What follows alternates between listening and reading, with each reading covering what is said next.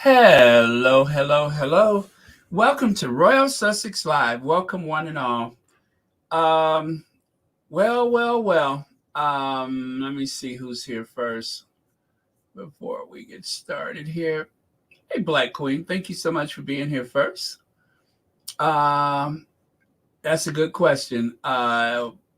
Given what's happening right now, it just seemed like the thing to do. Um, yeah, so we're going to get into it. Anyway, thank you everybody for being here. And yes, it is a bit early, but well, we got some things to talk about. Connie Balmer, which is one of my favorite topics. Connie Balmer. So aside from that, let me put some water in my gigantic sippy cup, which I believe Lisa procured for me. Yeah, that's a way of saying somebody bought this for me. It was a gift, and I love it. My big giant sippy cup. Okay. So, hey, Lydia Washington, fancy, Martine. Who else is here? Jean Manafee. All right, Susie Q. Excellent. All right, so let's get going here.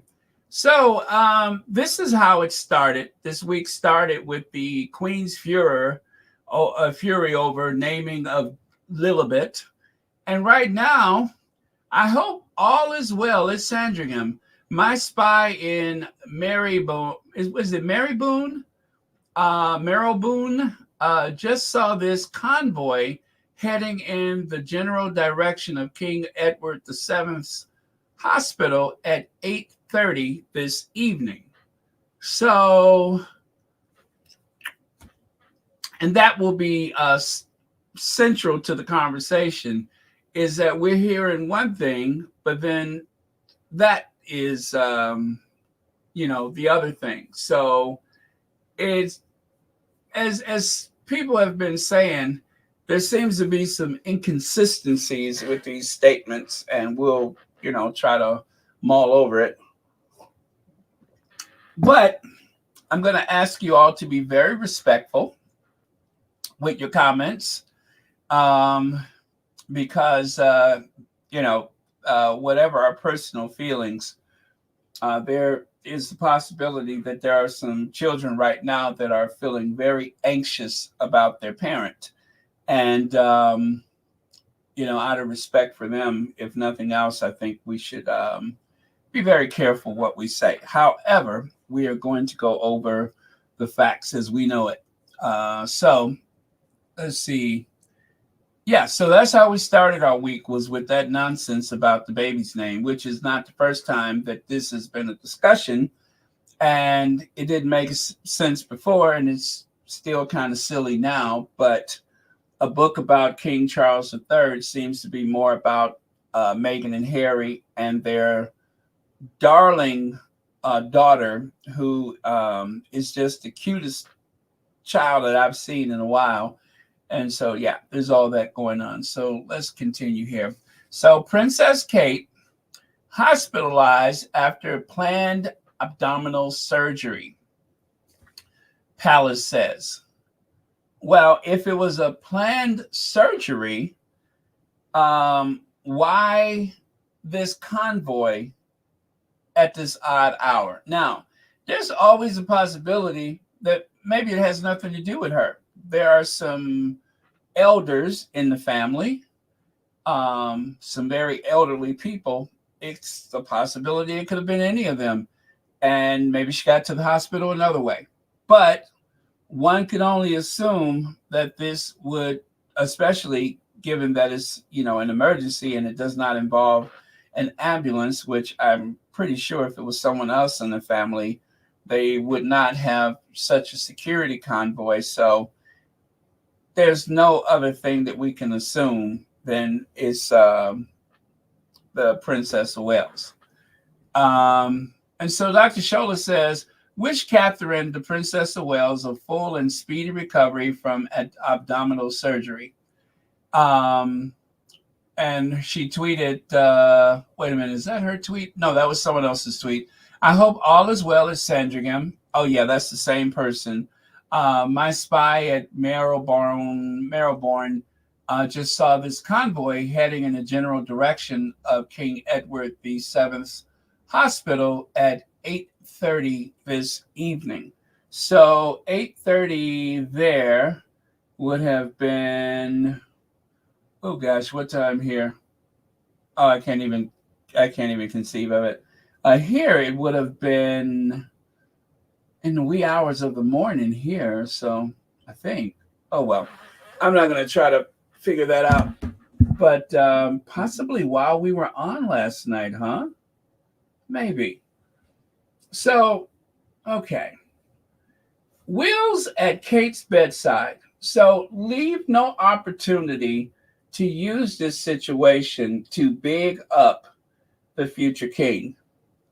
So 2 p.m. they issue that press release, right? And then at 3:25 p.m., I believe that is the statement about Charles III, which Charles is surgery for an enlarged prostate, a benign enlarged prostate. But we'll get to that. So that's what we know so far, is that Kate had a scheduled surgery, but yet there's this mystery about the convoy, yesterday evening. So what is that about? Plus, they say there's a bunch of armed people around the hospital. So this seems to have, what was it? They said, I hope all is fine at Sandringham.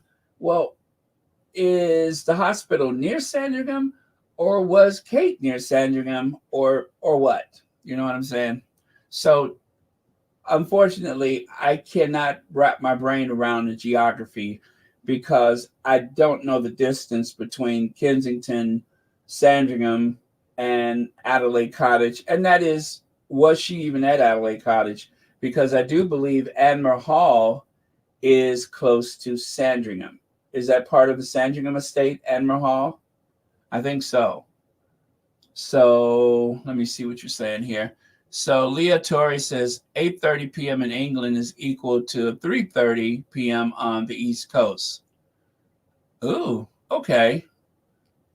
And it's just now 3:30 p.m. here in the Midwest. So, okay. Okay. Yeah. I still don't know what to make of that. So right here, Prince and Princess of Wales, a statement from Kensington Palace. Her Royal Highness the Princess of Wales was admitted to hospital yesterday for planned abdominal surgery. The surgery was successful, and it is expected that she will remain in hospital for 10 to 14 days. 10 to 14 days before returning home to continue her recovery. Based on the current medical advice, she is unlikely to return to public duties until after Easter. Well, that sounds consistent for the, Kate Middleton at any given time, but okay. So the Princess of Wales appreciates the interest in this statement. Will generate. She hopes that the public will understand her desire to maintain as much normality for her children as possible, and her wish that her personal medical information remains private. So for Charles, we know of a prostate, but for the Princess of Wales, they have decided to keep this private. Kensington Palace will therefore only provide updates on Her Royal Highness's progress when there is significant new information to share. The Princess of Wales wishes to apologize to all those concerned for the fact that she has that she has to postpone her upcoming engagements. She looked forward to reinstating as many as possible as soon as possible. So, if this was a planned surgery, right? If this was a planned surgery, and in the spirit of full disclosure, which is, how we rock around here, then how is it that Kate missed that engagement that she had at the palace, at Kensington Palace, with that group of people to discuss the early years or whatever it was?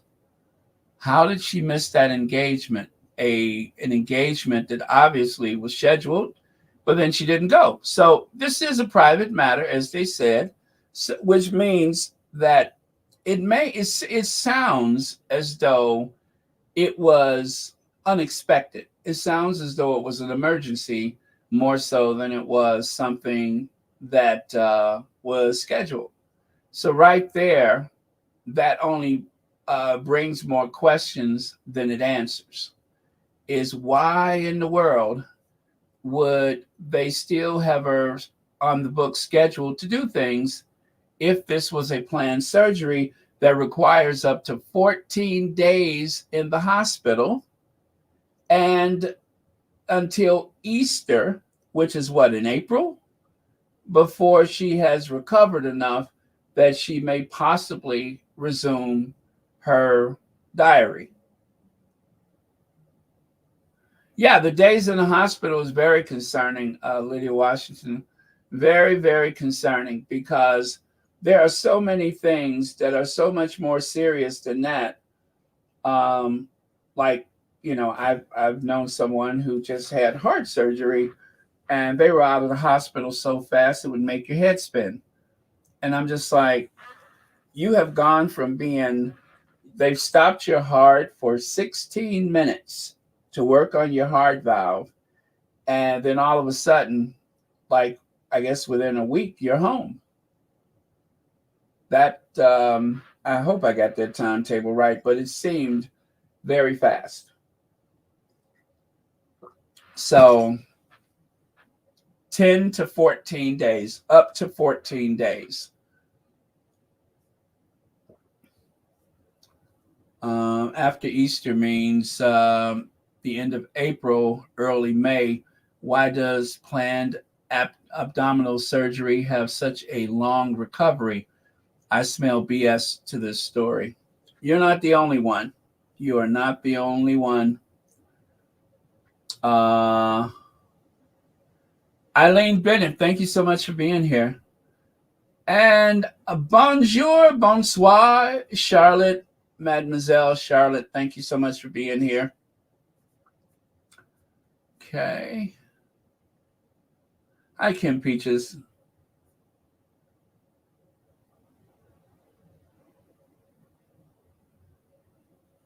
Yeah, exactly, Desiree.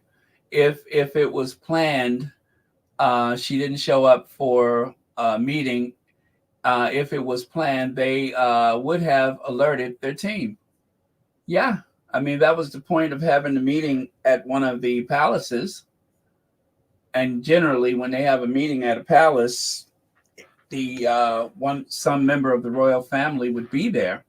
And then too, the odd timing of an emergency. Well, let me take that back. A planned surgery for Kate, which seems like an emergency surgery for Kate, but they say it was planned, so let's go with that. And then at the same time, you run the risk of having a public feel very insecure by announcing that the sovereign, that the king, is also scheduled for surgery. But you're announcing his surgery in advance, and her surgery seems to have been announced at the last minute. See what I mean about inconsistencies? How does that jive? How does one jive with the other? How does one jive with the other? It was an emergency. Well, let me take it back. I got to stop saying that because They're not calling it an emergency, so I shouldn't either. But whatever the case is, we find out about it last minute. Yet at the same time, they have a surgery planned for the king, and we find out about that in advance. So there is a contradiction in handling these things, and one is a matter of state, meaning that Charles' surgery is a public thing, whereas Kate's surgery, she wants as much privacy as possible. And of course, being a public figure, right? Having her image constantly pushed at us from every which direction, I don't know that she has a right to that privacy, seeing that she is a public person. So, I mean, I learned about Ronald Reagan's anatomy when he had polyps removed. So there is a fine tradition of being very open about these things when it has to do with a public servant. So you're taking money from the public. You're taking money from the public. You're a public person. So right here, the Royal Foundation, there is such ambition and determination from this group to lead the charge in driving transformative change and creating a healthier, happier society by increasing the focus on early childhood. We are looking forward to sharing more in the coming months, right? That was the meeting that she missed. And right here, the Royal Foundation Center for Early Childhood held a meeting at Kensington Palace today with various executives from UK businesses. Princess Kate was not present. The foundation, a huge amount of work has been going on behind the scenes with the task force members, and there are some really exciting projects being developed. Now, of course, this is a slide that I made before the trip to the hospital, so that's why I didn't change it or anything. I just left it the way it was because, well, I already made it. So that is, of course, why I have included Lazy Kate. And believe me, as soon as this is all behind us, I will go back to my usual reporting of the Princess of Wales. But for now, we're going to be as polite as possible. I mean, it's the fair thing to do. Like I said, that is somebody's mommy. And those kids are no doubt very anxious about their mother. Let's see. Connie Baumer wished them well. That shows how kind we squaddies are. Thank you, Connie Baumer. And you have really set the pace of things with that comment. Thank you so much for the super chat. But yeah, as Connie said, we wish them well. That shows how kind we squaddies are. And that is true. I just, as I always say, there's no hate here at Royal Sussex. And generally speaking, the Sussex squad is very determined to defend our faves. But I don't believe that any actions we take have ever, been created out of hate or hostility. That's the derangers that usually give us that. So, okay. So thank you again, Connie Baumer. So back over to today's slides, but I'm just sharing with you what was said on the 15th when Kate did not show up. So right here, right there we go. Press have gathered at the London clinic where the Princess of Wales is expected to stay for up to 2 weeks while she recovers from her surgery. Kate will stay in hospital for up to 14 days after her surgery. Meanwhile, and this is Dr. Mike, I don't know who that is, but meanwhile, the NHS, you have your surgery and you are sent home 1 to 2 days later with, what is that, SATS probe on the BP cuff. I don't know what that means.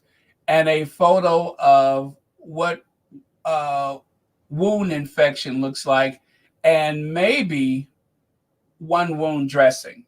Wow. And then Republic chimed in by saying, "We wish everyone good health, especially those waiting on waiting lists for our underfunded NHS." So people are using this as a teachable moment, meaning, of course, that yes, on the one hand, it's a shame that the king is expected to have surgery, but it's nothing, extraordinary about it. It's just an enlarged prostate. And as for the Princess of Wales, it's this air of secrecy that seems to be concerning or even alarming to some people. Why the secrecy? Why the secrecy? Faith Walk with Monica. Hi, Baron. It's all squatty, all love, love, love, love, love, love, love, love, love, love, love. I just wanted to chime in on this issue. I think Kate told William how she really feels about him and put her in the uh, right in the hospital. Okay. Thank you for that. All right. Let me see here. Regina Mercedes says the thing about Lilibet is about changing the subject on Andrew's headlines. It worked headlines around the world about the dead queen mortification that her great granddaughter was named for her. Well, I yes, it is a big story, but outside of the bubble that we're in with the royal news coverage, how many people will even see that story, let alone believe it, right? So we have to keep that in perspective. Is that our our electronic devices, our cell phones, our computers, all of our access to the internet, the algorithm drives us toward those stories. But not everybody will see that because there's so much going on in this world. So, um, and I only say this not to disagree with you, but just to remind everyone that we are seeing things through the prism of the algorithm, just like anybody else. And not everybody's algorithm is in tune with the royal family or Harry and Meghan or anything else that has to do with the Windsors. So that is just something that I want you all to keep in perspective. Is that not all of not everything that they say over there it is a global story, but not everybody's paying attention. Um, there's Gaza, there's an election coming up here in the States.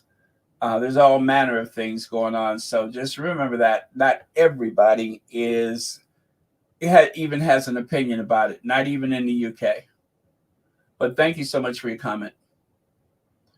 It's interesting that these procedures are occurring simultaneously with the very two Piers Morgan identified as the royal races. Also, they occurred on a day after the uproar about Lilibet's name. Pat Williams, you get a bell for that. Thank you so much. You took the words right out of my mouth. The two people that were accused of being the royal races, according to Piers Morgan, are the two people that are the recipients of a world of sympathy. Again, for anybody who's paying attention, but they will be the recipients of all of the kind wishes and sympathy for the next few weeks. Interesting timing, and it's very interesting the way that one of these is a matter of state and the other one is in pursuit of privacy.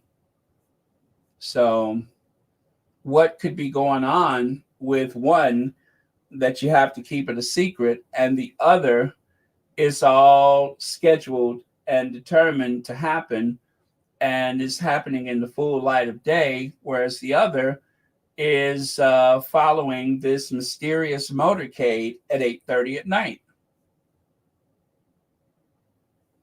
So, um, 3-inch scar on head.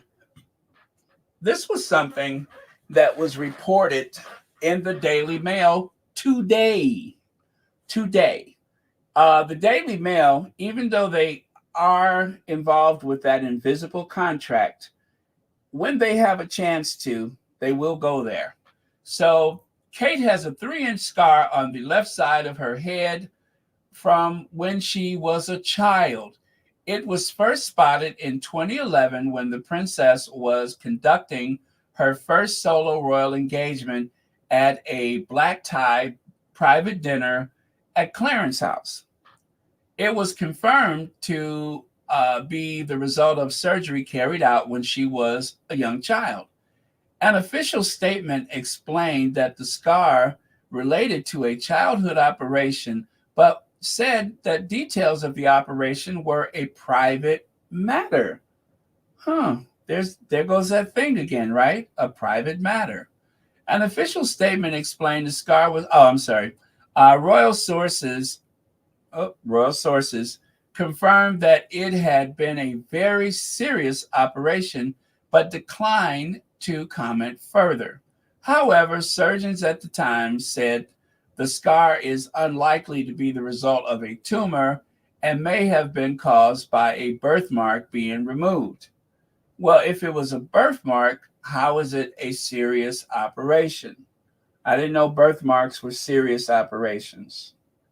Does that make sense? That it may have been a birthmark, but yet before that it says it had been a very serious operation, but declined to comment further.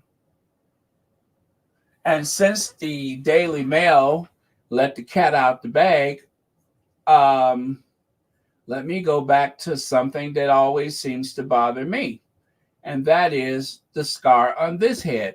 Same side, nothing, not connected, of course, but this definitely was a serious surgery. That was definitely a serious surgery. So, no further information about that. He was a kid. Somebody clocked him with a golf club, and he was in the hospital. The Princess of Wales, Diana, the People's Princess, elected to stay at the hospital with her child. Charles was there, and then he left. And that was the end of that. No further information about that. But yeah, so again, I'm not bringing this up. That was the Daily Mail. I'm just conveying what they had in the Daily Mail today. Okay, so Sandringham is nowhere near King Edward's Hospital, which is in London. So, okay, Yasmin Page, thank you for that. Unless, well, like I said, how many members of that family would be near Sandringham or at Sandringham that would have that level of police protection at 8:30 at night? It could be Sophie, it could be Edward, it could even have been the Duke of York. Certainly not Sarah Ferguson. I don't think she's entitled to that. Charles, Camilla, who? You know what I'm saying? Who else? But whatever the case may be, there's that third thing. Now, the motorcade, that emergency, what appears to be an emergency motorcade, that was not covered in the media. I don't think any of the media has made mention of that rather bizarre motorcade, that weirdly timed motorcade. But yeah, I'm looking again. I see no mention of it. No mention of it. Only only what we saw on social media. And then, of course, you have to, I want to make sure that we stay on track. There's always the possibility that it wasn't at the time that it was posted. It could have been a different time. But that is what they said, is that it was at that hour. So no reason to believe that anybody's lying, but I'm just saying that it is possible. Unless we know these things officially, we have to leave room for just about any possibility. Because there are some people that will take license with photos or whatever, just like whenever they're like the coronation. There's a coronation, and all of a sudden, here's photos of Meghan out for a walk, and we don't know when those photos were taken.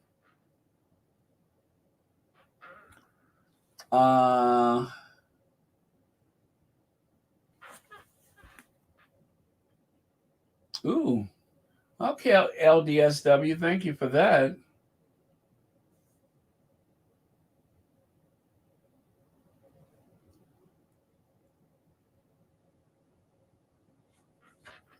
They realized bullying a baby about a name and trashing the Queen's memory was a PR crap storm.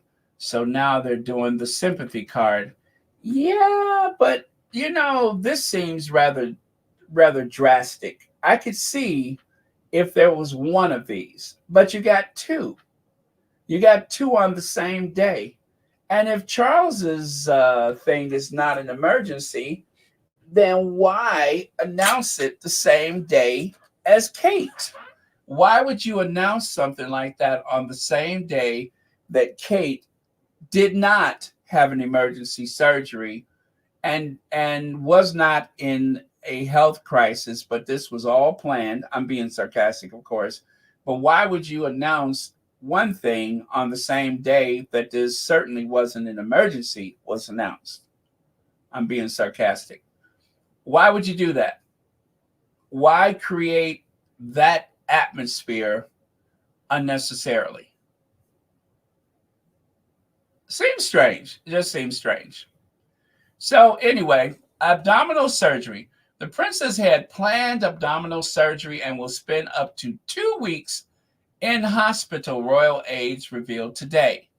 Kate was admitted to the London clinic in Marylebone yesterday for the planned procedure and is expected to remain in hospital for 10 to 14 days. She will then return home to Windsor to continue her recovery with support of her family, Kensington Palace said. It is understood not to be cancerous, but no other detail of the surgery was given. The princess is likely to be advised to recuperate for 2 to 3 months. 2 to 3 months. The NHS recommends deep breathing, circulation, core and chair and standing exercises to recover from abdominal surgery. Ooh, that sounds very serious. Kate return to official duties will depend on medical advice closer to the time, but she is not expected to return to public events until after Easter. So the Commonwealth service is in March, right? So no Kate at the Commonwealth. William is going to be by Kate's side. Possibly he will be at the Commonwealth. Camilla, possibly. Charles, likely. Well, I'm going to say if Charles is there, Camilla will be there. Unless Camilla is having problems. And it has been long alleged that Camilla is not in the best of health. So you have Charles and Camilla, who both look terrible. They do. They look terrible. They're not in the best of health, according to some people's reports. But it doesn't mean that they're on the brink. That's just how they appear. And then, of course, Kate has been said to look sickly for some time, right? And then the only one that seems to be of robust health out of the four is William. outwardly speaking. So, all right, so take a look here. And just like that, Kensington Palace, and this is Baroness Brooke. And just like that, Kensington Palace or Kensington Royal has canceled their mysterious military tour later this month. Isn't it curious how they link the myth to Russell Myers only 6 days ago, while today's medical procedure was a planned surgery? And this is what Russell Myers has said. Okay, so 6 days ago, Russell Myers said, the Prince and Princess of Wales will make their first tour of 2024 to the foreign country where British troops are stationed to say thank you on behalf of the nation. The visit next month will form a new focus on the military.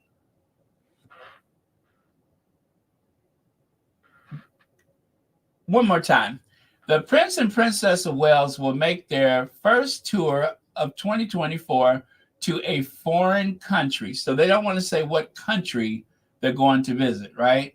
The British troops are stationed to say thank you on behalf of the nation. The visit next month will form a new focus on the military. So this surgery, which is, it was scheduled, they said, right?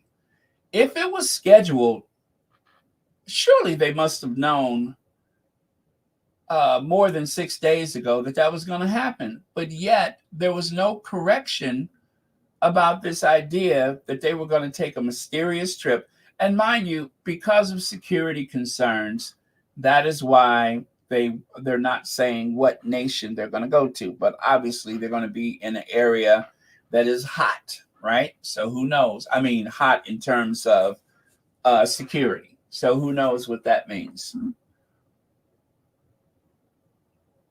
And it would seem strange that, I mean, were they going to take the children? Were they going to take any of the children? Was it going to just be them?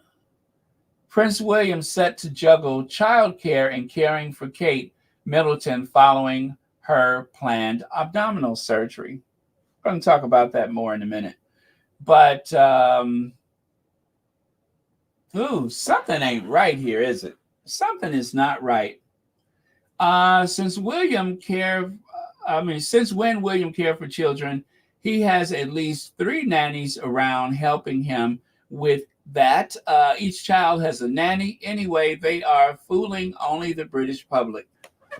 Yeah, it seems like a propaganda exercise. It seems like this is like some type of PR exercise, more so than real, legitimate information.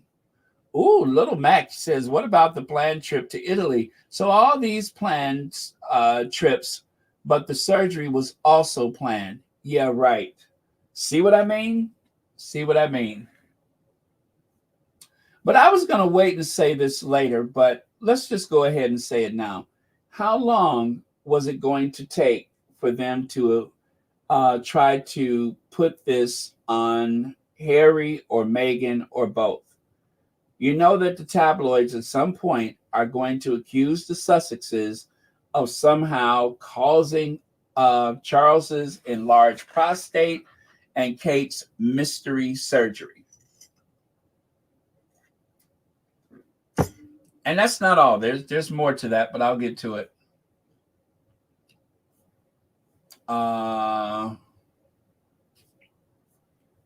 BS, thank you so much for being here. J Matt, I didn't want to mention that, but that is also a curiosity. So Dr. Shola says, should we clap for him? The PR spin to desperately make William look like a dedicated husband and father, juggling child care and caring when he has an army of people supporting him and zero financial concerns about canceling work to stay at home, so is so tone deaf. Most Brits juggle childcare, caring for spouse, and can't afford not to work. Besides, women juggle this all the time, and we get no coverage boosting us in the papers. Excellent point, Dr. Shola. Excellent point.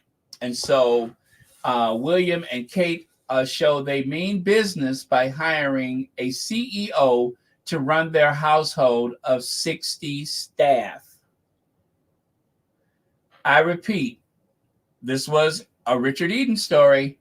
William and Kate show they mean business by hiring a CEO to run their household of 60 staff. They have a household of 60 staff. Do you know there's just about nothing I can't get done in this world if I was born into a privileged life and I had a staff of 60?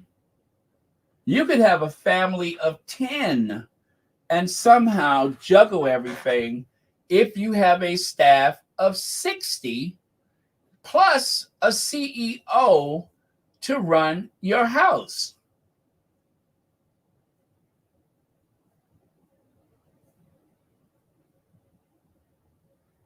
A staff of 60 and a CEO. So once again, should we clap for him? As much as I'm sure many people are concerned about the Princess of Wales, it should not go unnoticed that they have a staff of 60, and most people in Britain will not have the ability to take off from work to care for a child, a parent, or even a friend. Most people cannot do that. But William and Kate and Charles and Camilla, they don't have these worries. They have no financial constraints. They have, amongst the four of them, there's probably at least, if they have a staff of 60, let's say there's at least 300 people that look after them to some degree or the other. You don't even have to run your own bath water. I have my bath now. And then everything happens. The stuff that they take for granted. And just like with the Queen, they're using a child to create some situation where they are trying to convey elder abuse, which really makes the Queen look privileged, out of touch, and dare I say, irrational, right? So they planned one thing, but it turned out another way. And this is yet another example of being tone deaf. No different than when Kate showed up on television asking people to dig a little deeper while wearing a 350-pound top, right? Or Kate taking her children to a food bank because she promised that they would get a chance to volunteer. And in tow, they have a whole camera crew to record the thing because that's what everybody in Britain does. So yes, this is another example of being out of touch. And so since we don't know what the mystery illness is, that leaves a lot of people's imagination from everything from an elective cosmetic surgery to perhaps some type of serious. It could have been a serious illness. It really could have been something very serious. But something is not adding up. Something is not adding up.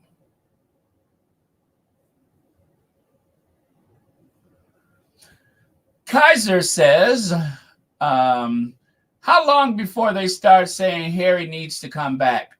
That's what happened when Charles and William had the pandemic. So when Charles and William were infected during the global pandemic, it did not take long before they decided that the Sussexes need to return. Did not take long. Before you knew it, they were saying the Sussexes need to return. And by the way, you guys, please hit the thumbs up. Please hit that thumbs up. Yes, thumbs up, please. Even if you have to go out and come back in, we need those thumbs up to support this channel. So I would appreciate it. Thank you very much. And if you don't like what I'm saying, do a thumbs down. I just really want the attention.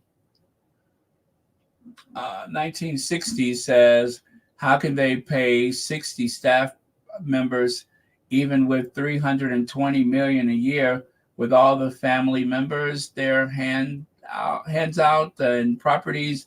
No wonder they are grabbing bags of cash and trying to slim down the monarchy.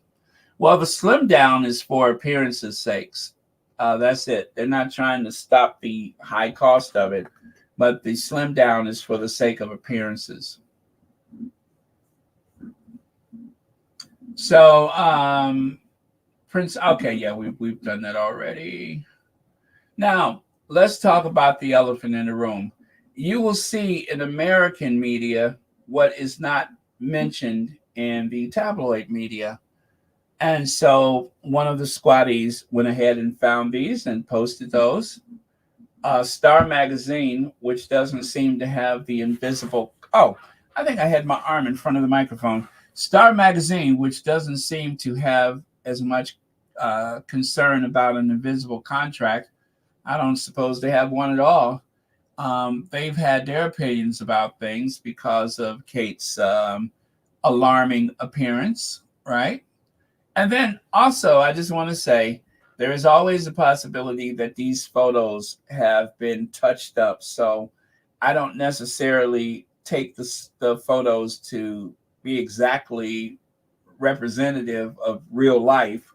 But, and of course, they will always guess someone's weight or someone's illness or whatever. And even that is not always certain. But sometimes they do get it right. But as they say, a broken clock is right twice a day. So notice right there, canceled appearances, baggy clothes, emergency doctor visit. Huh. I wonder what the date of that one is. Let me see if I can find the date. It almost seems like it's today, right? That was July 21st, 2014. That was July 21st, 2014 that article was written. Wow. I did not realize that. Canceled appearances, baggy clothes, doctor visits. Emergency doctor visits, rather.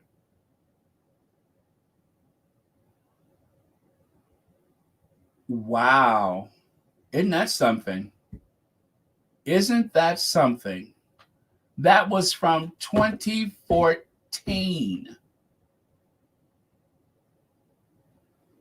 What? That was 10 years ago.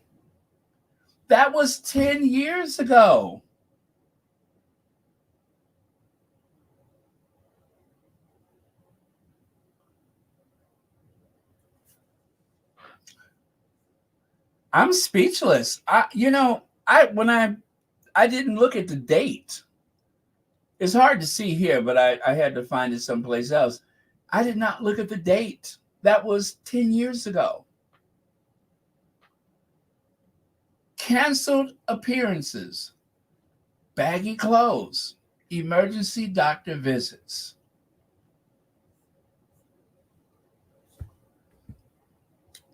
I don't blame them for not disclosing things. I don't blame them, because something like that would definitely cause the public to lose confidence in the institution. So who knows what it means?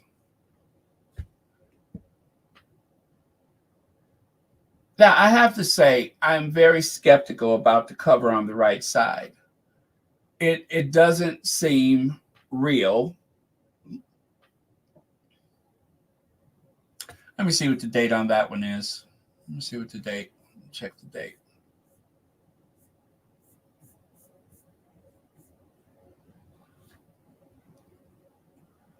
Yeah, it's so blurry. It's so blurry. I cannot find it. It seems, yeah, I cannot find the date on that one. It is not a very clear image. Um, but whatever, whatever.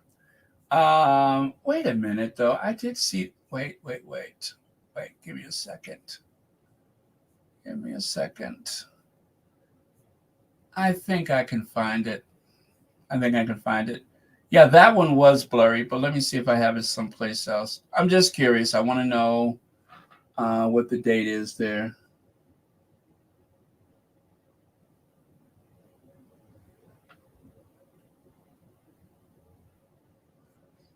You know, because as I have been saying, I'll say it again, you have to be really careful with these. Okay, that is January 30th, 2017. That was the article from 2017. Okay. Yeah, so that one was from 2017. The one on the right is from 2017.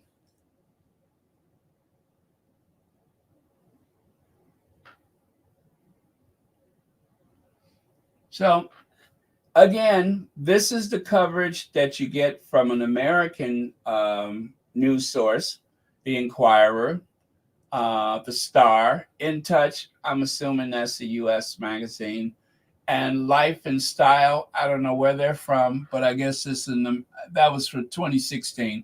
Yeah, that was October of 2016.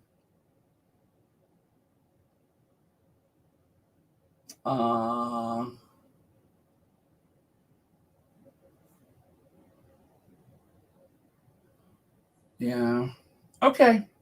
So, a statement from Buckingham Palace. In common with thousands of men each year, the king has sought treatment for an enlarged prostate. His Majesty's condition is benign and he will attend hospital next week for a corrective procedure. The king's public engagements will be postponed for a short period of recuperation. What a contrast. You have that.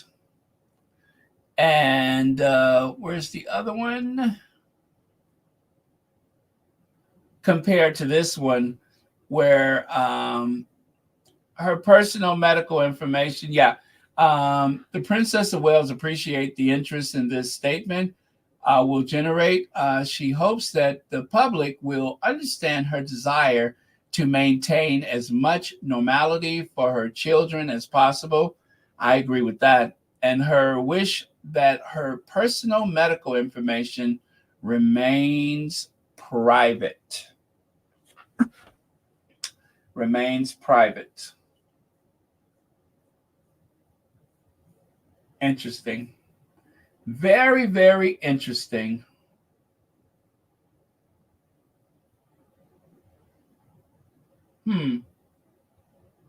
So, as for the magazines, you guys, that is an opinion.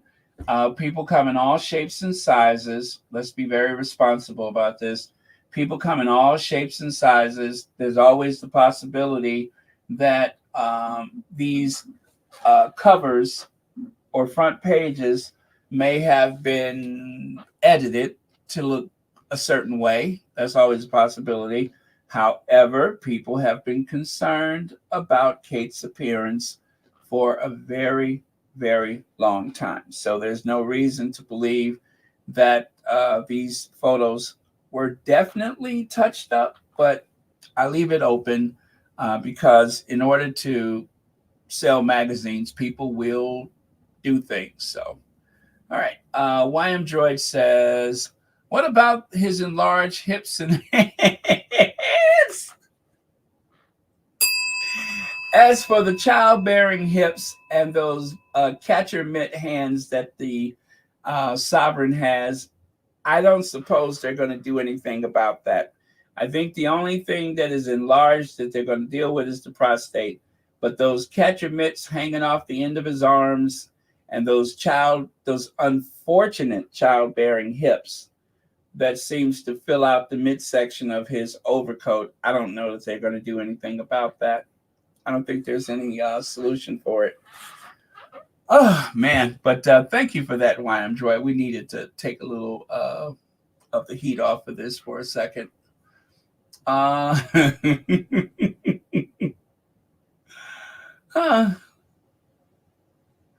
Yes, Connie Bomber, that is what some people have been saying. It really, because let's face it. Let's just say what the possibilities are.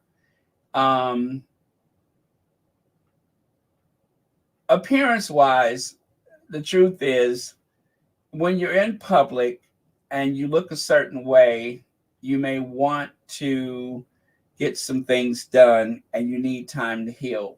But this obviously was some type of emergency. This had to have been an emergency. Even though they're saying not, it seemed like it was an emergency. And as someone put it to me earlier, I think you got it backwards. It sounds like there was a complication. It sounds like a complication for surgery that has already taken place. Now that makes sense to me. Motorcade at 8:30 at night, because who goes to an elective surgery at 8:30 at night? If that was Kate. Okay, if that was Kate. Alleged motorcade with Kate at 8:30 at night. And then, of course, you got things on your diary that you won't be able to do because you just had surgery. But there was no hesitation about scheduling a trip to another country to thank the army or military personnel, right? They were still scheduled to do that until now. There was a meeting that took place and she couldn't be there. And there was other things on the diary that will have to be postponed. So why have an elective surgery? And I'm pretty sure everybody who is facing postponement for their time with Kate have just found out about it, just like we have. There was no announcement beforehand because it doesn't seem like they knew she was having surgery. So this does seem like a complication to a surgery that has already taken place. That's what it seems like. Not necessarily is. I'm just saying that's what it seems like. That made as much sense as anything I could think of. Thank you, Elaine Parker, for supporting Royal Sussex. And Elaine Parker, let me see. It is, wait, don't tell me. 10 p.m.? No, wait. For me, no, yeah. It's 10 p.m. for you, right? I think it's 10:15 in the United Kingdom. But thank you for staying up with us. Wow. Let me see.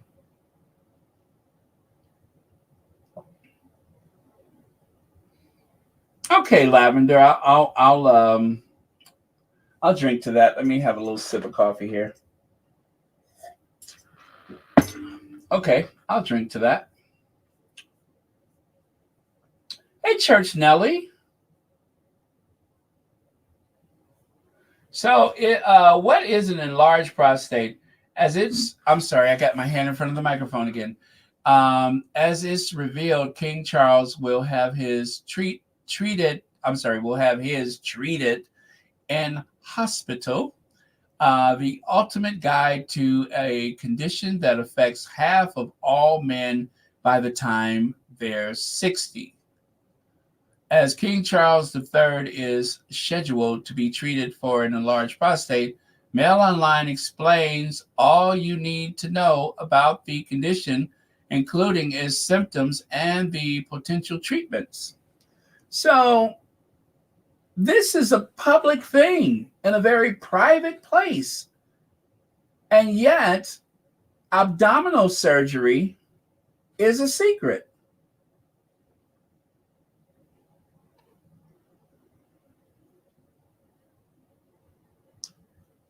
Abdominal surgery is a secret.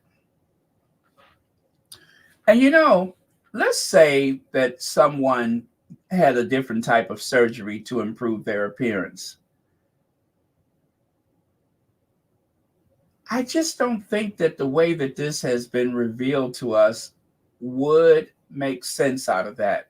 Because if it was something like that, and I don't believe it was, but if it was something like that, you're asking a lot of people, including a hospital, to go along with it.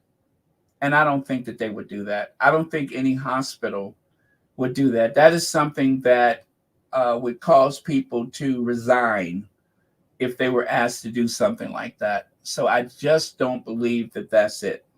I don't think that there's a cosmetic thing here. I believe this was an emergency.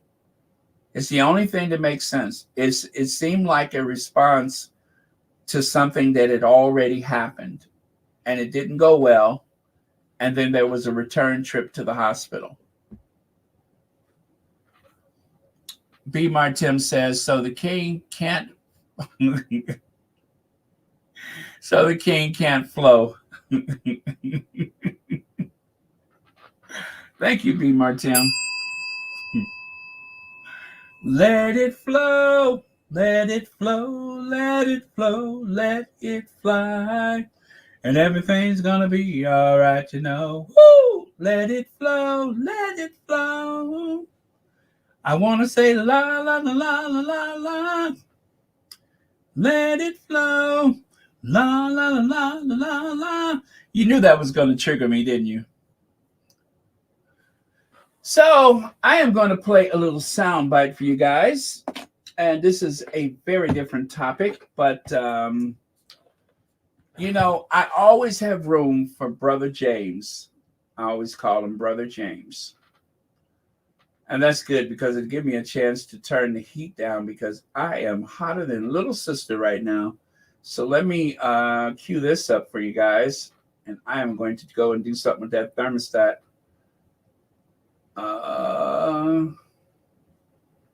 Although I probably shouldn't because the sun will be away from the wall that is heated up right now, but I'm hot. Okay. Uh-oh,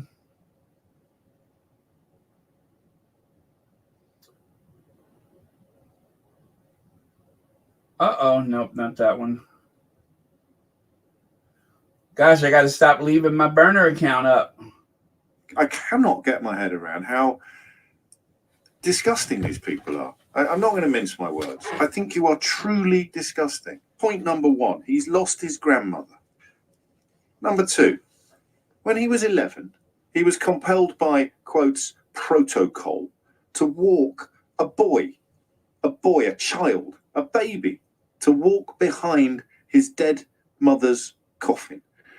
A mother who was killed, he believes, rightly or wrongly, at least in part, by the uncontrollable, the insatiable attentions of journalists.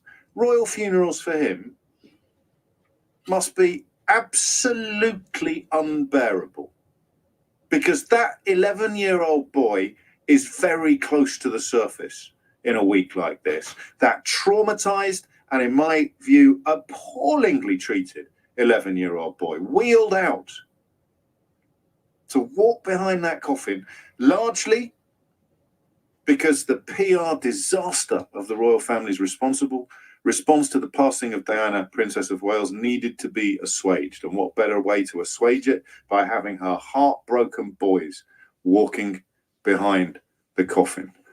Number three, it's his birthday today.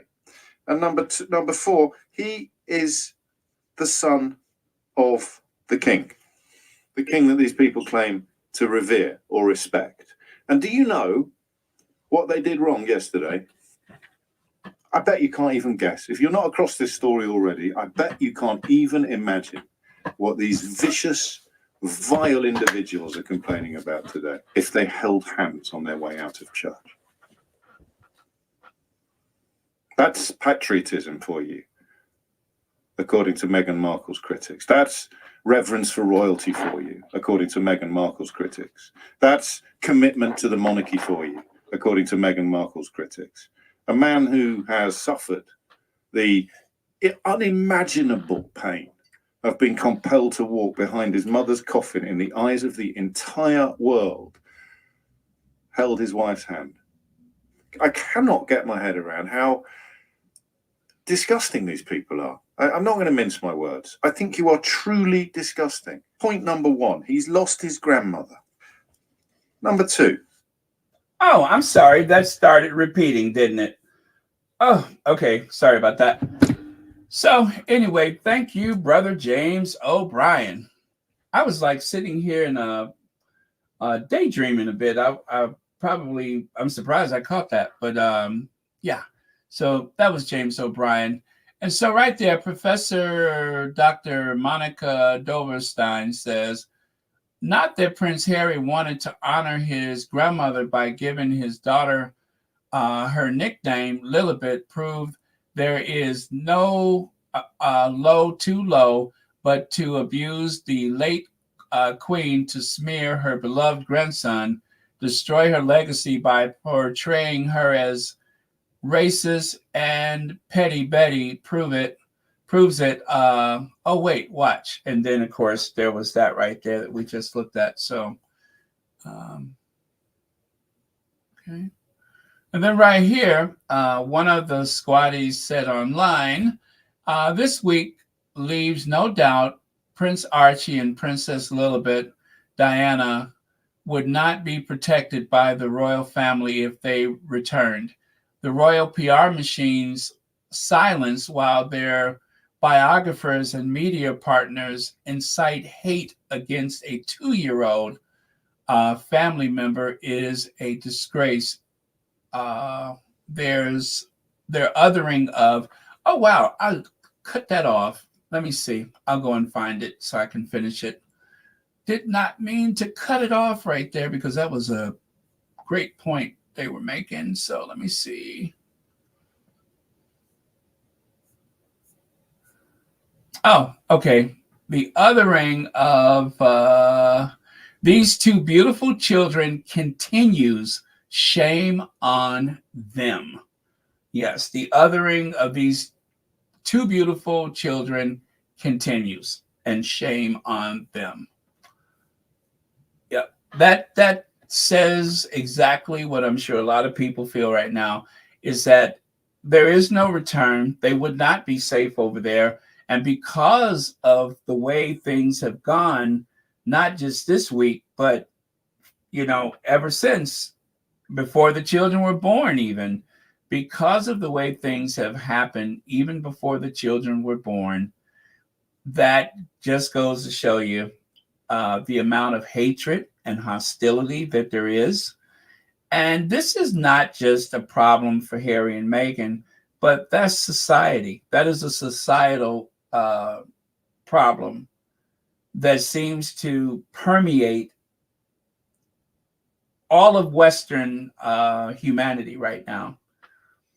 We've had a boatload of it here in the U.S., but I have to say that we are very hands-off with people's children. And yet, what is supposed to be the very standard of civilization, the United Kingdom, they are plagued with a media that bullies people, that incite violence against people. Now, we've had the incitement of violence, and ironically, one of the major sources of it seems to be a right-wing media that evolved in Australia that seems to have overtaken the United Kingdom and has been working on the U.S. and other places ever since. However, that type of journalism in the UK goes back much further than the News Corp. It goes back much further. It's more of a tradition, if you ask me. But either way, as long as the public puts up with it, nothing will be done about it. As long as people are buying the papers, as long as people are bringing traffic to their websites, then they'll never do anything about it. Hate sells, hate brings certain people together, so they have no reason to not do it. But nothing could prepare me for the abuse that these children have received, and that abuse is happening through the British tabloid media. Those children are being abused by the British tabloid media, and the American media won't stand up to them. It's one thing that they don't want to get involved with the parents. It's it's a very difficult case to make when you have parents that seemingly are living a privileged life, seemingly.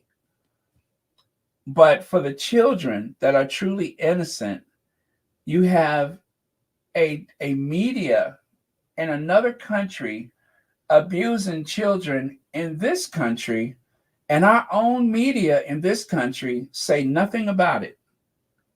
They say nothing about it.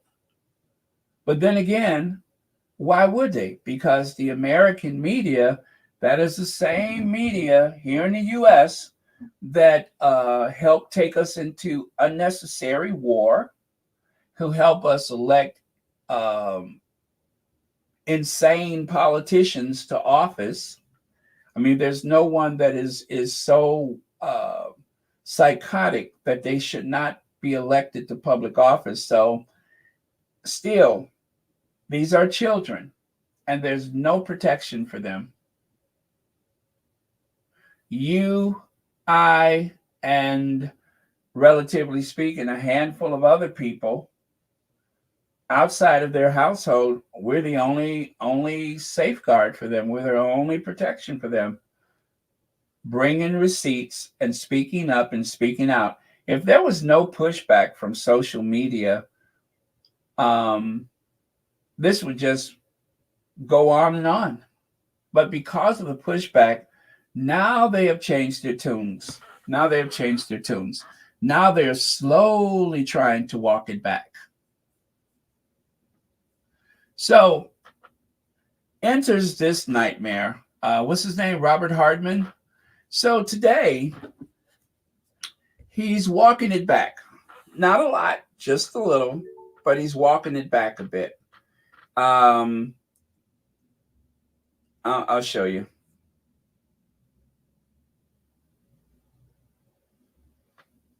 I will show you.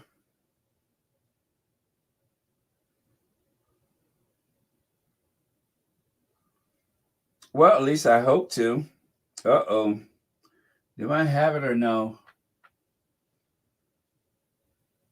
No, that's a worry because I don't have it. Oh, wait.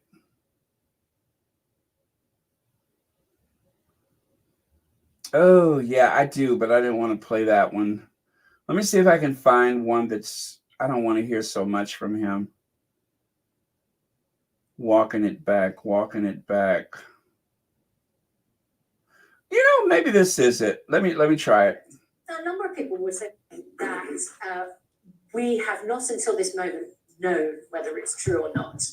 This claim about Harry and Meghan calling the Queen to ask if they can call their daughter Lilibet.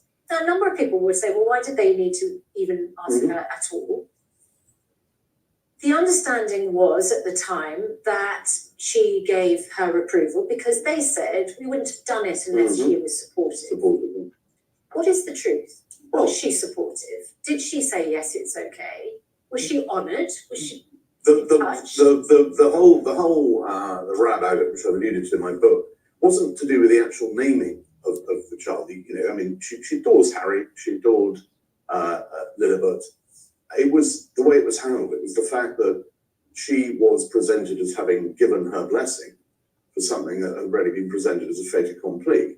And the one thing you don't do with the Queen is put words in her mouth. She's always been extremely, she was always very clear about, you know, I did this, but I didn't do that. And I always remember once she had been told that she'd been handed a speech, and it began, "I'm very glad to be back in Birmingham," and she crossed out the word "very" because she said, "I'm glad to be back." And she thought it smacked of insincerity. You know, she absolutely, her words were very, very careful. And so when Harry and Meghan's lawyers were effectively dragooning the palace and supporting their version of events, it's like, no. That was the source of the anger. It was the handling of the naming, not the naming itself. So do you hear the way now it wasn't the naming, it was the handling of the Queen. It was the putting the words in the Queen's mouth. Isn't that just what happened here? Don't put words in the Queen's mouth. Laugh out loud. Isn't that what he's doing? And there were so many comments beneath that tweet that said essentially the same thing. Isn't that what he's doing? Don't put words in the Queen's mouth, but wait, I'm going to put words in her mouth. Shameless Charles' mouthpiece is backtracking. He tried to smear Harry and Meghan, and it backfired spectacularly. He outed Queen as petty and racist grandma.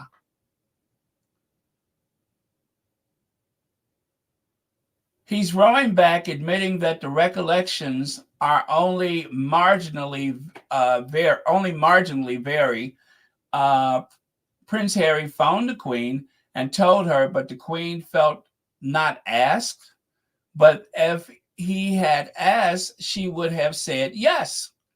And this little thing is used to put Harry and Meghan, Lilibet, and the Queen in a bad light.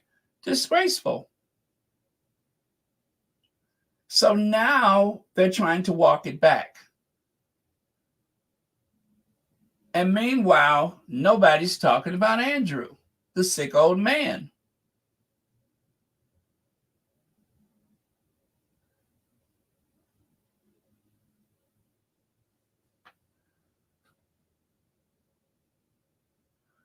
Oh, is it Thula? Huh.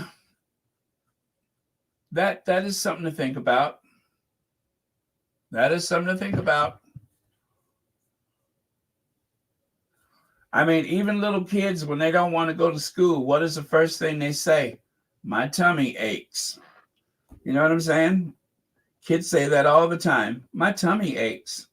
Well, in this case, they're saying it was abdominal surgery. All I can say is if this is some type of way to do one thing instead of the other, and they're using this as a cover, they are doing something very dangerous because somebody is going to rat them out. Somebody is going to rat them out. Somebody is going to blow the whistle. So I hope for their sake that they're not lying, because that is going to be a nightmare if that is the case for them. But then again, if they are lying, I do hope that they are called out for it, but they better not be, because that would be very dangerous to do that with the public over something like that. A co-distant mother comes off, a co-distant mother, come off it, Charles. How the Queen is a doting parent who worries about her children like any mother, despite the Prince of Wales' claims. So Omid Scobie was accused of being a mouthpiece of the Sussexes. So Robert Hartman is the mouthpiece for King Charles, who has always resented his mother, the Queen, who he referred to as being cold, and so pathetic King Charles is attacking his dead mother and a 2-year-old over a name. Shame. Shame, shame, shame. So yeah, that is what one of the squaddies said about that, and they included the article on the left side. Enters Camilla Tominey, the person that has the largest surface area between the eyebrow and the hairline that I have ever seen. Camilla Tominey, the big giant head Camilla Tominey. She chimed in with that article, how using Lilibet became Harry and Meghan's final insult to the Queen. Or to Queen Elizabeth, rather. In recycling the affectionate nickname, the Duke and Duchess of Sussex may have broken royal protocol and widened family rift. Okay, so first of all, let me start with the protocol. There's only a protocol when they are trying to create, create hostility against the Sussexes. That's when they use the term protocol. So there's that. And then, of course, the Queen. They are weaponizing a dead woman, an old lady at that, but a dead old lady.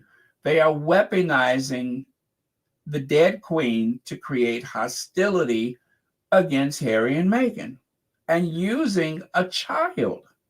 And to show you how cold and bitter and evil the tabloid media is, and that includes Camilla Tominey, they are using a child to create hostility against Harry and Meghan. And by default, they are also creating hostility against the child. The child has already been othered when they tried not to give her the birthright title that she was entitled to at birth, right? When the Queen died, then the children become prince and princess. And they did everything they could to create enough sentiment, enough hostility to take that away from them. And now Camilla Tominey has decided to write this article how using Lilibet, she's accusing Harry and Meghan of using their child as a final insult to the Queen. Insult her for what? Why would they insult the Queen? So what does it come down to? Meghan. Because only Meghan would have the power to make Harry attack his grandmother. That's the point that they're making. And to do that, they're going to march all over a dead woman. They're going to march all over a child. And then they're going to march all over Meghan. Actually, march over Harry to attack Meghan. Harry doesn't have enough sense to stand up to Meghan. He's weak. He doesn't know how to deal with his wife. So his wife is using him to bring down the monarchy. And I guess while Meghan was being prepped for her scenes at Suits, while, preparing to go on set at Suits, she was secretly trying to figure out how to destroy the British royal family. All those years, just like as a child, there's Meghan on tour with everybody else, on tour that day and standing outside of Buckingham Palace. Who knew that she was secretly coming up with a plan to destroy this institution that she had never had anything to do with before that? But all of a sudden, as a child, she just got this idea, I'm going to trash this place. Right? Right. So I don't know what the point is here. They're using their child as a final insult against the Queen for what? Are they so evil that when the Queen approved of their marriage, they decided, oh, thanks, Granny, now we're going to destroy you? Is that what happened? As a final insult to the Queen for what? This article is designed to create hostility against the Sussexes. And while we're talking about this, we're not talking about Andrew, the sick old man. We're not talking about food banks and baby banks. We're not talking about people heating their homes. We're not talking about the lack of trade deals because of the Brexit. Not talking about any of that stuff. Instead, we're talking about the dead queen, a child, and a husband and wife who had to run for their lives because of articles like this. This is the same person who wrote the article about the hub kitchen. And so these mothers, daughters, aunts, cousins that were providing food to the community, they began to receive death threats because of one of Camilla's incredibly important articles about how there could have been, possibly have been, someone's cousin's best friend's uncle, twice removed, that may have visited that mosque in that neighborhood 10 years before they opened up the hub kitchen. You have to wonder, how does someone like this sleep at night? You know what? Really easily. Very easily. They sleep very well. This is not even news. And yet, what is supposed to be a very fine newspaper, the Telegraph, they run an article like this.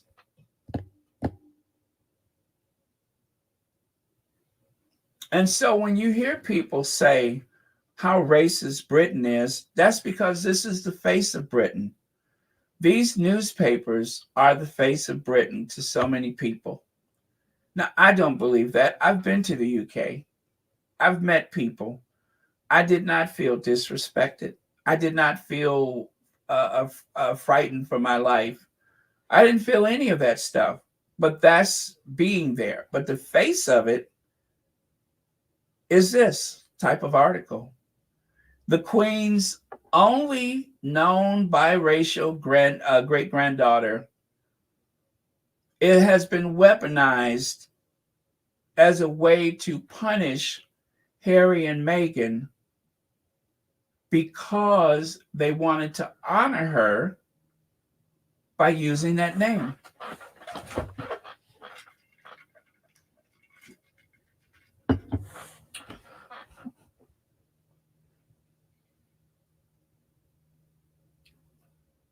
That cartoon characterization, as bizarre and grotesque as it looked, that's her.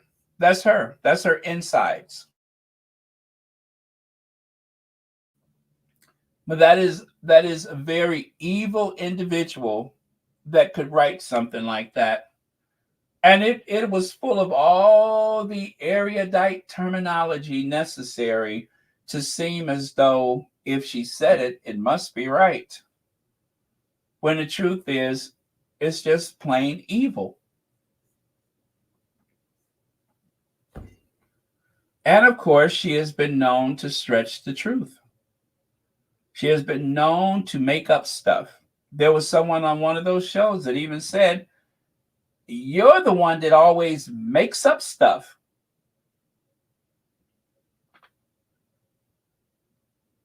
Why cover the real stories of the day? And I'm just going to say, anyone who has a proper education in journalism that is spending their time talking about the royal family and not the real issues that affect people,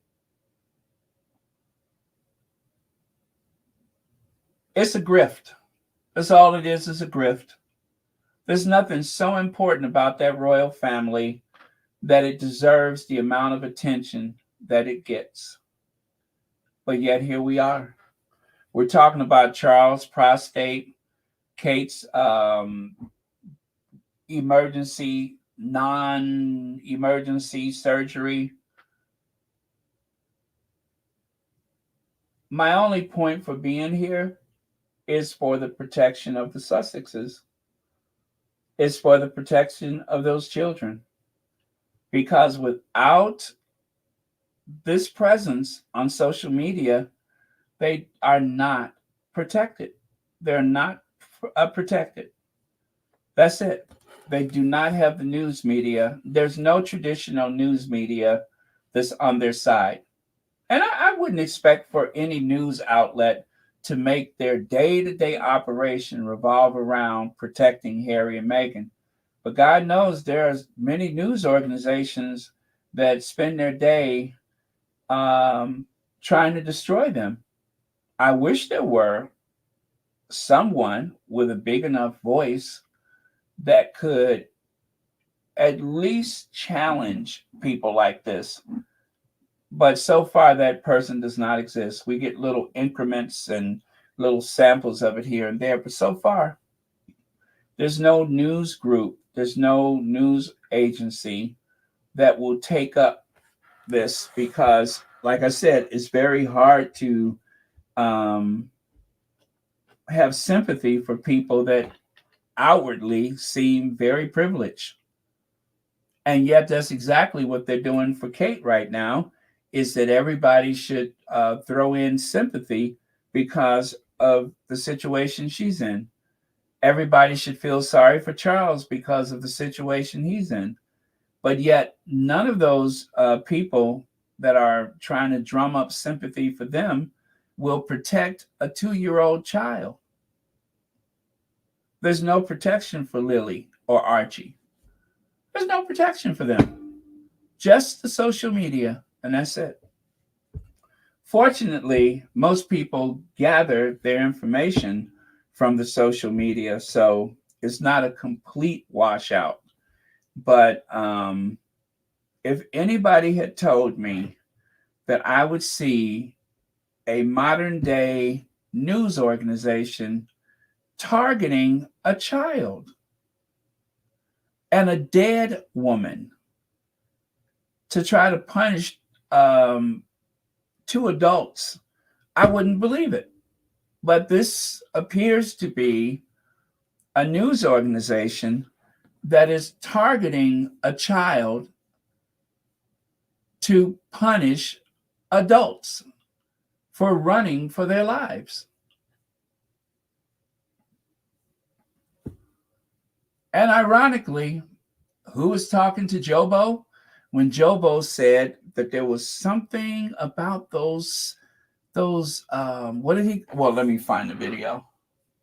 I'm trying to remember, what did he call us?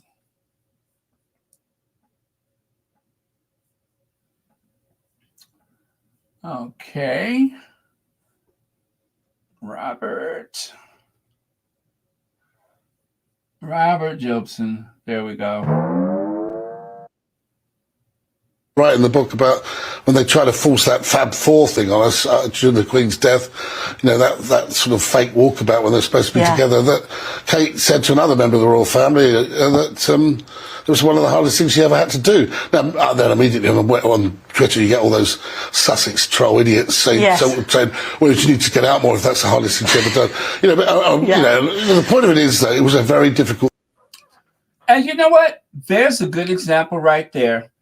In order to create hostility against Harry and Meghan, they used Kate's alleged words about walking with Meghan was the hardest thing she ever had to do. And then they're surprised when people say,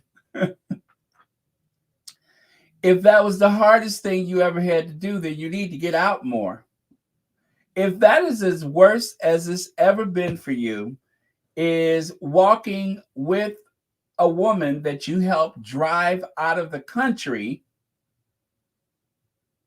right? If that was the hardest thing you had to do, I mean, let's just face it. Let's face it. When it comes to the turf, essentially Will and Kate have won the day by driving the Sussexes away. That's what they intended to do. That was their goal. And that's what happened. They won. Harry had to abandon his place of birth and move to another country to keep his family. So essentially they won. But where they're losing is what we see today. A mysterious hospital visit. They can't even say what it is. William has never looked worse in his life. It's not without consequence that you create so much hostility against another person. We may never know exactly what price has been paid for what they've done, and they have. They have. I don't care whether she's in the hospital or not. They have been awful. William and Kate have been awful people. Terrible. The lies, the briefing, the leaking, all of that has been terrible. And right now, Kate needs a friend. And she could have had a friend, but she didn't want one. Instead, she wanted to be the only one. She wanted to be the only one. Whatever that one is, I'll leave that to your interpretation. But if she wanted to be left alone, I'm pretty sure she got what she wanted, and that is left alone. But just imagine if you were in the situation right now and you could have someone like Meghan as a friend. As a friend. But you can't. Imagine William having somebody like Harry as a brother. Well, he had him, but then he drove him away. They have been awful, awful, awful people. And I won't pretend otherwise. I don't care who's in the hospital. They have been terrible. Terrible. And a bad example to anybody who witnesses the way they conduct themselves. They have been absolutely terrible. And they have 60 people that work for them. They have the British tabloid media. They have the whole of the royal household to guard and protect their interests. And Harry and Meghan, well, they are only left to their devices. They have to live off their wits. Because look at how much they have against them. Look at how much they have against them. So I bear no ill will against anyone, and mostly I'm concerned about their children, because it's got to be frightening to have your mother away from home in a hospital, and that is very unfortunate. But I hope that something is learned from this experience. I hope that this is a teachable moment, whatever it is. But those two people, Will and Kate, they need to make things right with their family. They need to make things right with their family.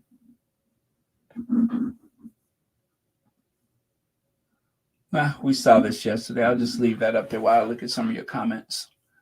Actually, this is the third day I've had that up.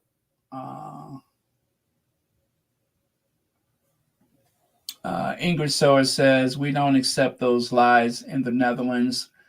We love Prince Archie Harrison of Sussex and Princess Lilibet Diana of Sussex.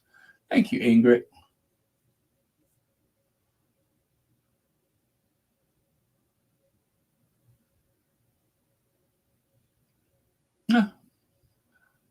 The so-called people are very upset about his Prince Harry and Princess Meghan. Children are whiter than Willie and has blue eyes. That is the real problem. Well, I thought about that. I mean, it is very odd that the ones that carry the blue-eye genes are the ones who have the mother of mixed race ancestry, African descent. It is so weird that it seems like the blue eyes in the royal family has kind of stopped, except for Archie and Lily. Yeah. So that is kind of weird.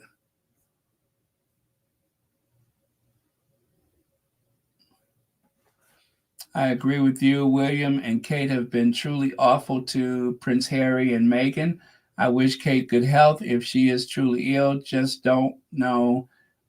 They lie so much. Angela Barnes, unless they are going to give us full disclosure, we have nothing to assume but that this could possibly be something that it is very different from what they're reporting. Abdominal surgery leaves you open for a lot of things, but who knows what the truth is? Who knows what the truth is? They were willing to lie to protect Kate, but they weren't willing to tell the truth to protect Meghan. So that's the only thing that I'm certain of, is that they will lie to protect other members of the family, but they won't tell the truth to protect Harry and Meghan. So there's no reason to believe that they are actually telling the truth. It seems like a very big way to deceive people, but it wouldn't be the first time. Would not be the first time. But I stand by what I said. They have been awful people, both of them. Terrible. Oh, was that it? Yeah, I guess I was done, huh? Oh, wow. Yeah, that was it. That was it. Oh, the only thing that I didn't mention was Harry was seen today. They were pap photos, so you know I'm not going to show it, but that was the only other thing, is that Harry was seen out running, looking incredibly fit and healthy and robust. And yeah, so that was that. And yeah, I'm done. Done, you guys. Done. Thank you all for joining us early. Almost 1,550 people were in here at one time. Please don't forget to hit the like button. And for those of you that have memberships to Royal Sussex, thank you so much for supporting this channel. And for those of you who do not have memberships, thank you so much for supporting this channel with your likes, your shares, your comments. All of those are just as important. Thank you to the moderators for constantly keeping this a very safe space, something that we sometimes take for granted, but we all depend upon, is having safe spaces across all of the social media that is out here in these Twitter streets and Facebook streets and YouTube streets, Instagram. But yeah, but on YouTube, moderators are essential personnel. So thank you to the Mod Squad. And also thank you, Connie Balmer, YM Joy, Delane Parker, and B. Martin. And let me see here. Oh, let me go. Maybe today. Yeah. Well, not today, but no, that wasn't it. Okay, let me try that one. No, that's not it. I know that's not 15. Okay, maybe 14. I'm sorry, talking to myself.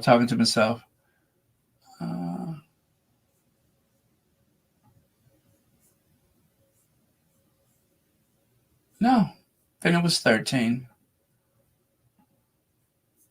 13?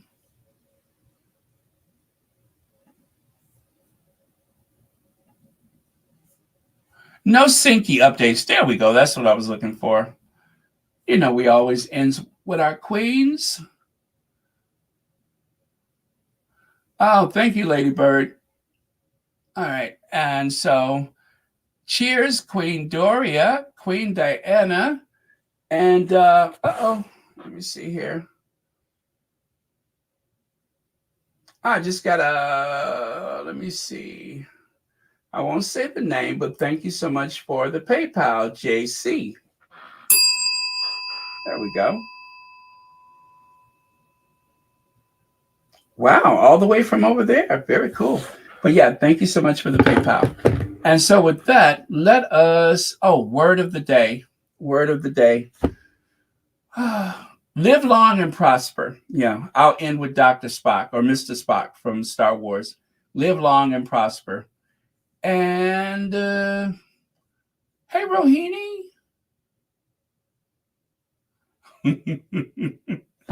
Rohini, you just walk in the room being messy. But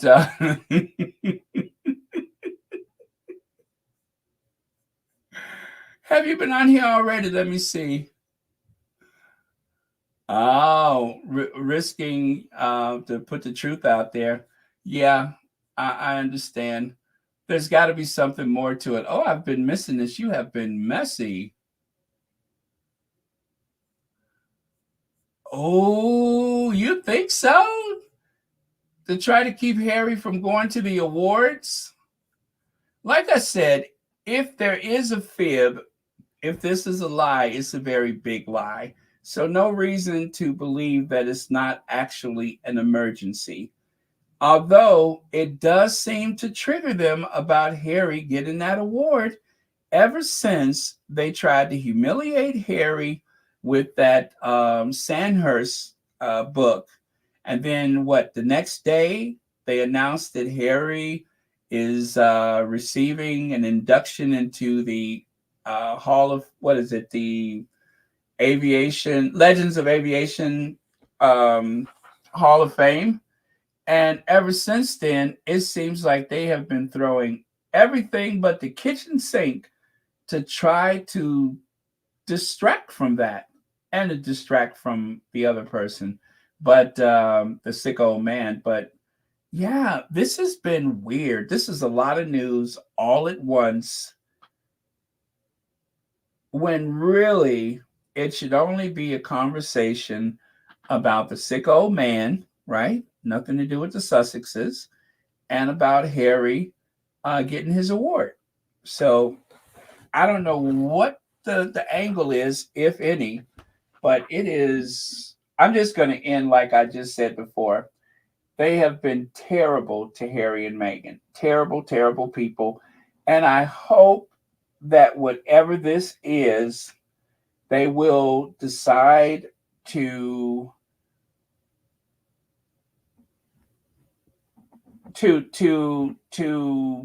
make things right. Yeah. I hope that they will decide, meaning Kensington Palace, Will and Kate, family is very important. They need to make things right. And whatever, oh, I keep covering up the microphone. Whatever that is that needs to be put right, they need to put it right.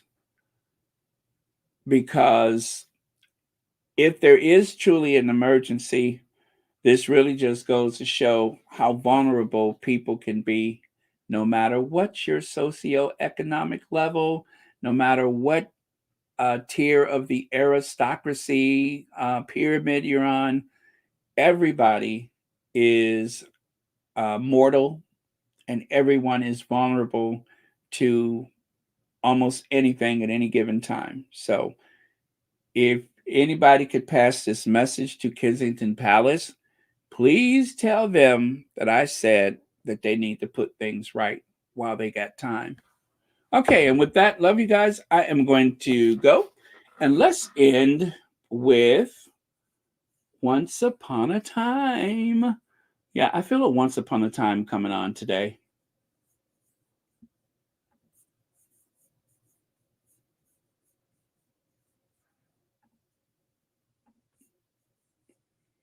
And we won't be reaching out to Kensington Palace. You don't know how bad I want to reach out to Kensington Palace, but we just can't today. But don't worry, we will reach out.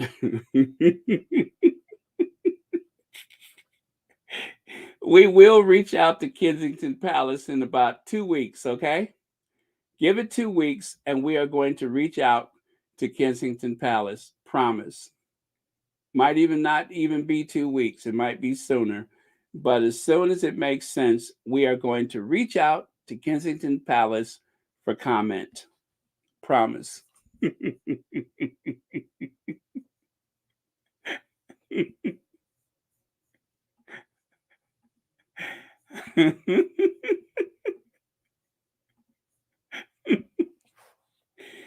Oh boy.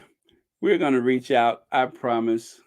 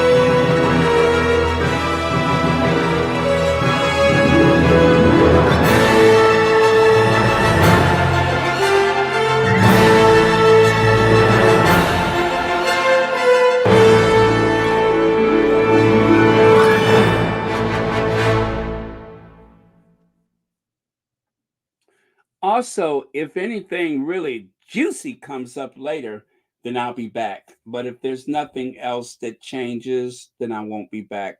But once again, if there's something really juicy that comes up, you know I'll be back, y'all. But for now, I will see you all tomorrow. Love you guys. Good night.